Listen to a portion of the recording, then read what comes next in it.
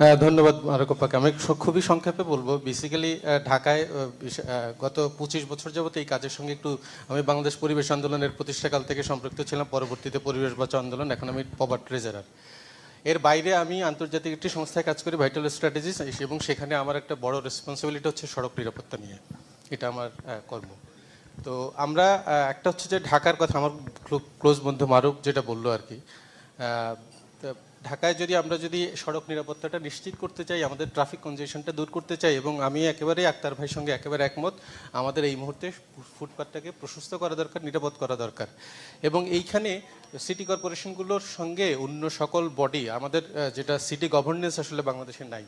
মেয়রের আন্ডারে যদি সকল প্রতিষ্ঠানগুলো থাকে, যেমন রাজক ভবনের অনুমোদন দেয়, এই ভবনের অনুমোদন দেওয়ার সময় তারা যদি নিশ্চিত করে ওই ভবন কোনো সড়কের ফুটপাত কাটবে না, আমাদের সড়কগুলোতে ফুটপাত কেটে ফেলে, এই আপস অ্যান্ড ডাউনের কারণে কিন্তু পেডেস্ট্রিয়ানরা হাঁটতে পারে না। এটা কিন্তু অনেককে ডিসকারেজ করে।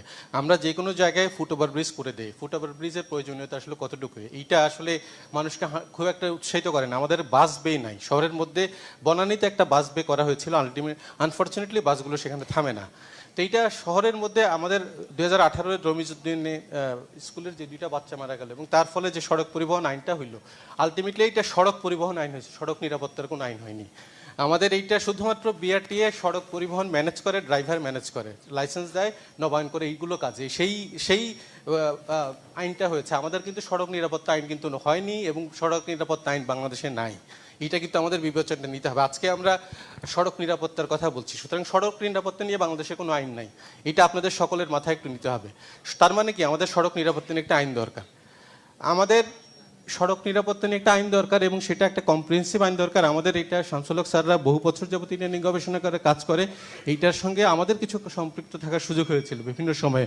আমি মারুফ আমরা এক সময় বহু বছর যাবত একসঙ্গে খুব ক্লোজলি এটা কাজ করেছি। তো সেই জায়গাগুলো থেকে আমার মনে হয় যে আজকের যে রিফর্ম নিয়ে আলোচনা, সেই রিফর্ম নিয়ে আলোচনা এটাই আসলে আমাদের প্রধান হওয়া উচিত, যে আমাদের সড়ক নিরাপত্তার জন্য একটা কম্প্রিহেন্সিভ আইন দরকার।